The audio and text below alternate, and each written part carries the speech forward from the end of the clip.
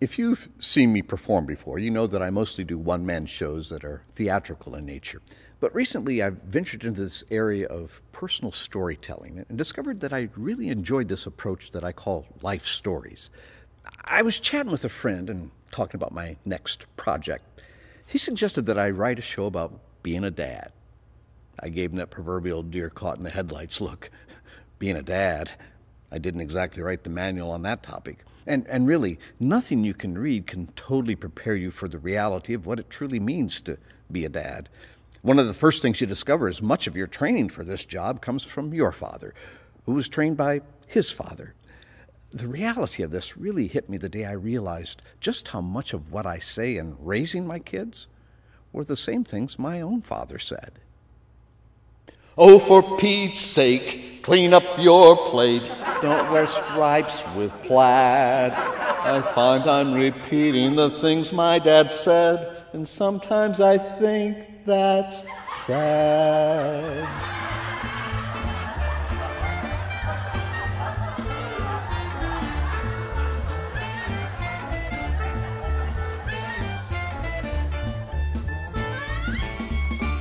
The pastor was just making a point about how we as Christians are to be in this world, but not of this world. At least, I think that's the point that he was making. Jonathan, be still. I do remember the pastor's rhetorical question. So do you want to be a follower of Jesus Christ, or just one of the guys? Jonathan, in one of the clearest statements of his young life, yells out, "Just one of the guys!" As Lori and I shrink and attempt to join him underneath the pew in front of us. For the most part, these were all kids that we assumed were good kids, just like ours. Just like ours. Just like ours. Suddenly we began to realize that maybe our kids? No, not our kids. Yes, our kids were the bad influences. And I want him to know that just like the father in the story of the prodigal son, I'll come running to greet him the day that he returns home. I know that I'm not alone in this. If I were to ask how many of you have children who were raised attending the church, but after leaving home no longer attend, I'm pretty sure that I wouldn't be the only one with my hand raised.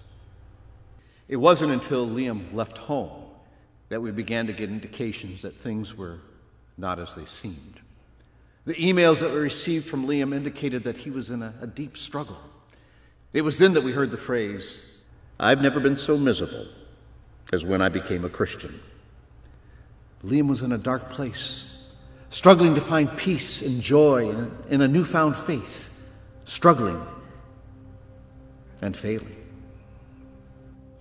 So in Go Ask Your Mother, a father story, with my family's full consent, I'm sharing stories about being a dad. Stories that are funny and embarrassing, stories that have conflict and disappointment, but also stories that are full of faith and hope. Stories that, well, they're still in process. They're not finished yet. And stories that I think every parent and child can identify with. They're stories also that help me appreciate my own father even more. I'm proud to say that I'm my father's son. I could do worse, a whole lot worse.